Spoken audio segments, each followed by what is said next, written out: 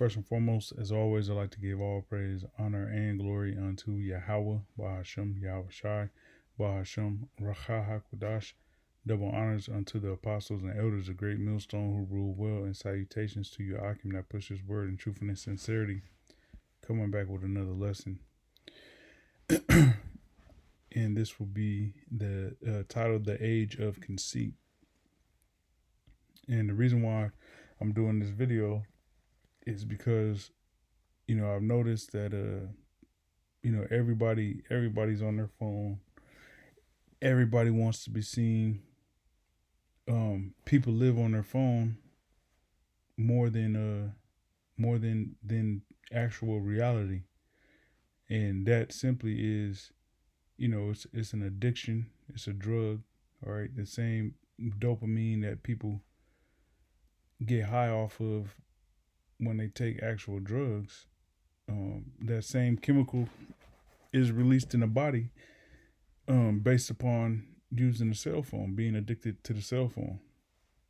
Right now, currently, I dropped my phone, and so I'm, my screen is jacked up on my phone. It's black, so I can't even use my phone. I'm waiting on a new screen to come in so it can get replaced.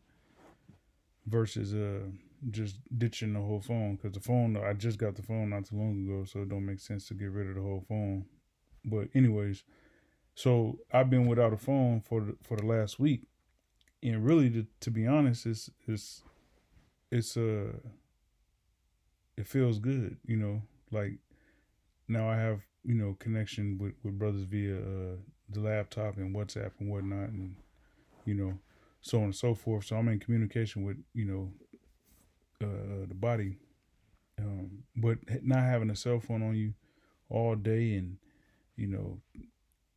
it radiating, emitting from your damn phone to your thigh, because your phone's in your pocket all day, and it just feels good, man. It's one less thing to worry about. But me not having a phone has really had me zoom in and recognize just how much people are connected to their phone and hooked on their phone. So where I'm working, it's somewhere where it's a lot of college aged individuals, and all these people are on their phone, to the point to where they'll park their car, get out their car, and take a selfie in front of their car. Take a selfie in front of the car, get out the car, be doing a video showing off the car. They got nice cars, Benzes and Teslas and Mustangs, and they got some nice cars, but it's like it's conceit, man. People are so conceited, and I'm talking. These is heathens. This is Moab, Ammon, Elam, Ishmael, Ham. Okay, heathens. They're all hooked on their phone, man. Walking on their phone, not paying attention.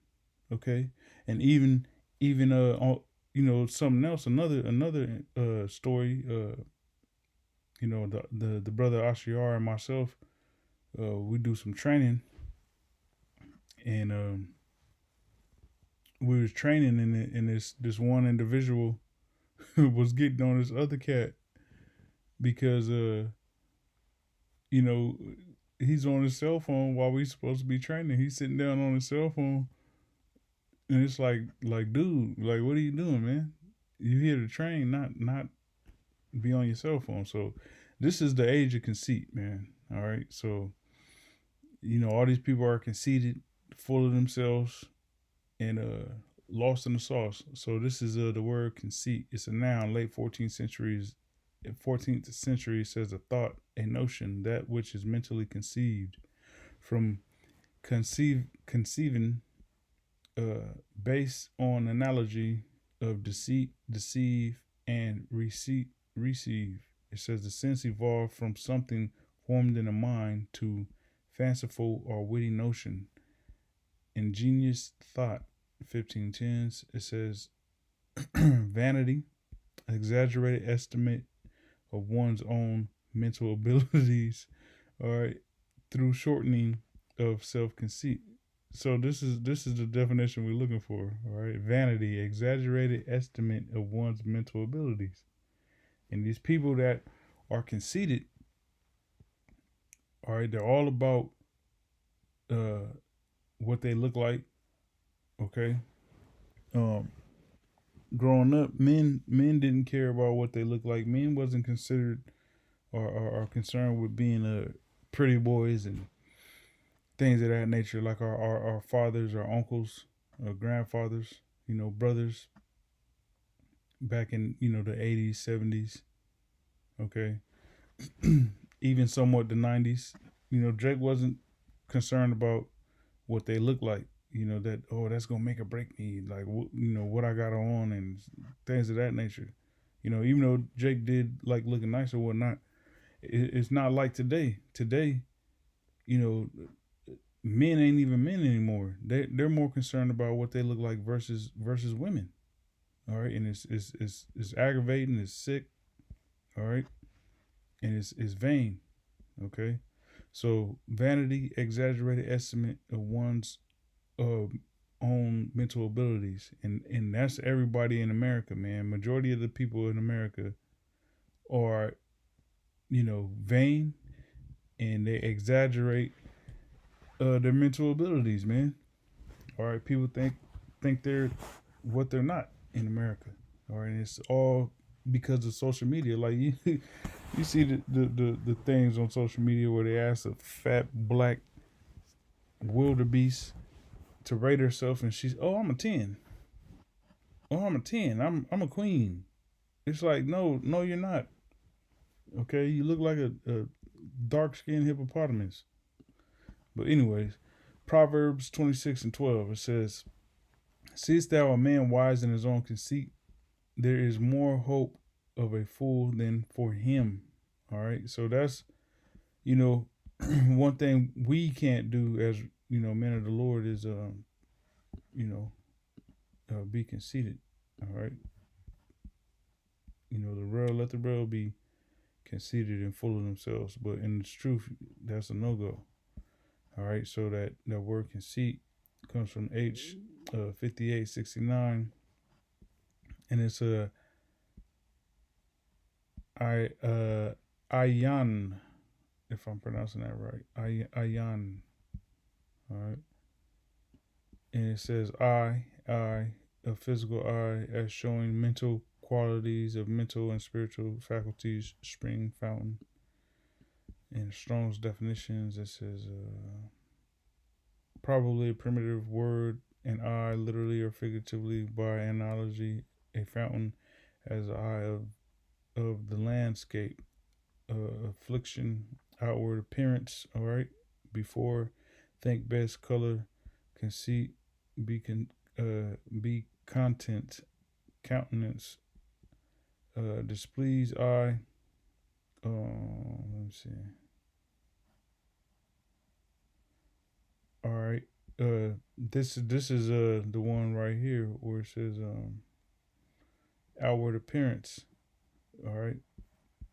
People that are conceited. All right. In today's world, their outward appearance would be what they're concerned with. All right. So, but here in the scripture though, it says, "Seest thou a man wise in his own conceit?" His thought, his mental faculties. Okay, his thought. It says there is more hope for a fool than for him. So you got a lot of people that are you can be an idiot in this society, right? And be perceived as a genius. Look at Bill Gates, man. This dude is an idiot. Okay, but people think he's a genius. Elon Musk, an idiot, but people think he's an idiot. I mean, people think he's a genius. Excuse me. Um, the dude, the retard, Stephen Hawkins. All right, this man literally was a crippled in a wheelchair, slobbering on himself, drooling on himself. All right, uh, and people, you know, uh, yeah, you actually had people that cried when that dude died, man. You know, that dude had fans, man. So like he was a fool. All right, he was an idiot. Or those people were fools, idiots, or should I say? Because Bill Gates and Elon Musk are still alive, but they're retarded, man. All right, when it comes to what's important, which is the scriptures, okay, but they're wise in their own conceit, and likewise you got Israelites that are the same way. They're wise in their own conceits, in their own conceit, when really they don't know what they should know. All right, but as men of the Lord, we can't afford to be that way. All right, now this is a account of Absalom, which could be considered, you know, conceited, in the aspect of his physical appearance. All right, and let me get the account. This is a Second Samuel 14:25. It says, "But in all Israel there was none to be so much praised as Absalom for his beauty, for from the sole of his foot even to the crown of his head there was no blemish in him." And when he and now think about that, from the sole of his foot to the crown of his head, he didn't have one blemish, he didn't have one scratch, one mark, no nothing.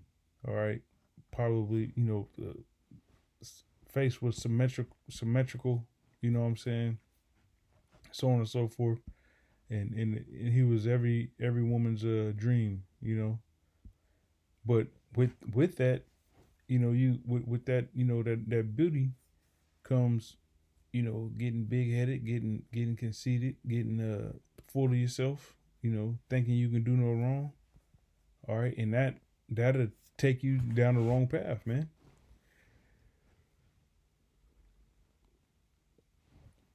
Verse 26, it says, "And when he pulled his head, for it was at every year's end that he pulled it, because the hair was heavy on him, therefore he pulled it.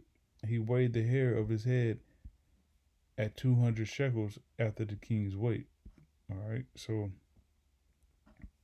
he had long hair on top of that. All right, so he was, all the girlies wanted him. This is and that aided to his conceit. 2 Samuel 18:8.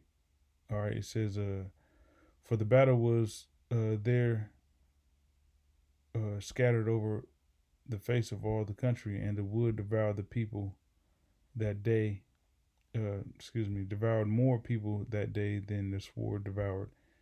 And Absalom met the servants of David, and Absalom rode upon a mule, and the mule went under the thick boughs of a great oak, and his head caught hold of the oak, and he was turned up between the heaven and the earth, and the mule that was under him went away. And a certain man saw it, and told Joab, and said, Behold, I saw Absalom hanged in a tree. And Joab said unto the man that told him, And behold, thou sawest him, and why didst thou not smite him there to the ground? And I would have given thee 10 shekels of silver and a girdle. And the man said unto Joab, Though I should receive 1,000 shekels of silver in mine hand, yet would I not put forth mine hand against the king's son. For in our hearing the king charged thee and Abishai and Ittai, saying, Beware that none touch the young man Absalom. All right. Let me see. Let me jump down to I'll keep reading. It says, Otherwise I should have wrought falsehood against mine own life, for there is no matter hid from the king, and thou thyself wouldest have set thyself against me. Then said Joab, I may not tarry thus with thee. And he took 3 darts in his hand and thrust them through the heart of Absalom while he was yet alive in the midst of the oak. And 10 young men that bare Joab's armor compassed about and smote Absalom and slew him. So, what contributed to Absalom being put to death was that hair, man. Okay, having that all that long ass hair. That is what was used to pretty much get him tangled up into that tree, that oak tree. And then he ended up getting killed, man. All right. And so, just like fighting as a man, when you fight, you don't want to have long ass hair because that's something that can be pulled. It can be used against you. Notice when women fight, that's the first thing they do is go to pulling each other's hair. All right. So, being conceited is not the way to go. All right, having conceit, being full of yourself. All right, whether it's your physical appearance or mentally you think you on some type of level and you ain't. All right. Galatians 6:3 it says, if a man think himself to be something when he is nothing, he deceiveth himself. All right. Dealing with conceit. All right. Self-explanatory. 1 Timothy 3:6. Not a novice, lest being lifted up with pride he fall into condemnation of the devil. All right. Another conceit scripture. All right. You thinking you something, you a novice and you lifted up with pride, your whatever notions that pop up in your head, and you're wrong as hell, and then you fall into the condemnation of the devil. Okay, so you don't want that either. All right, that's why the apostles constantly harp upon us brothers, especially when we was back in the days coming up, just trust the process instead of trying to learn how to fly before you walk. Okay, learn how to crawl, learn how to walk. You're gonna stumble. A righteous man falls 7 times and get it back up. And then eventually you learn how to fly. Okay? But you gotta go through that process. And you got dudes that come in, whether they're in a great millstone or not, or in some other Israelite group that want to take off flying and they don't even know how to crawl yet. Okay? So you don't want to be lifted up with pride and fall into the condemnation of the devil, because that's what the devil want. Esau, or not even, well, I say the devil, the spiritual demon Satan, that's what he wants. He wants you to be lifted up with that pride so that he can drop your ass down, off a cliff. Okay, spiritually. 1 Corinthians 10:12 says, wherefore let him that thinketh he standeth take heed lest he fall. All right.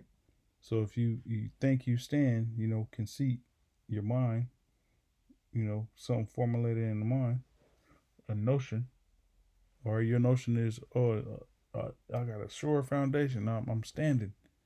Well, you got to take heed because, you don't want to fall, man.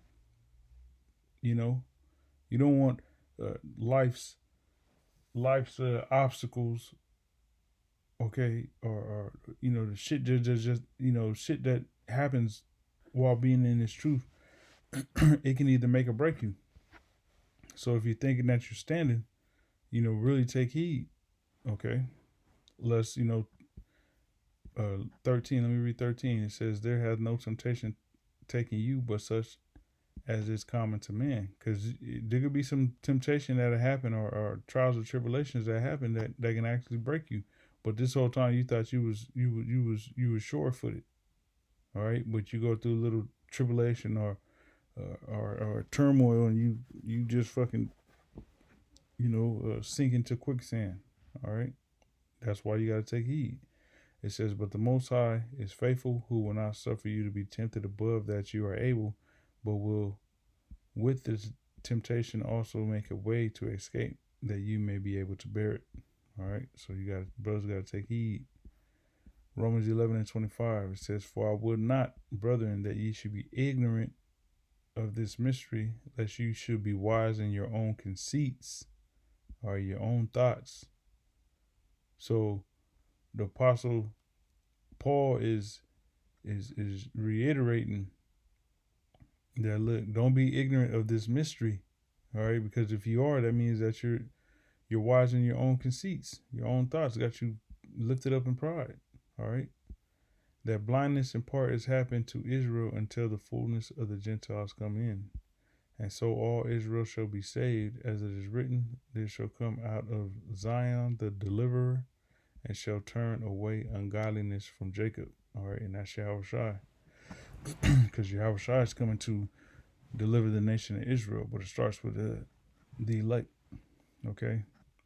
But, I just want to go into this quick lesson. We're dealing with the age of conceit, where everybody think they're on the level they're not, full of themselves, worried about their physical appearance, and it's irritating, it's sickening. All right, it's really a plague of the mind, man. But Lord willing, this was edifying. Until next time, I say shalom.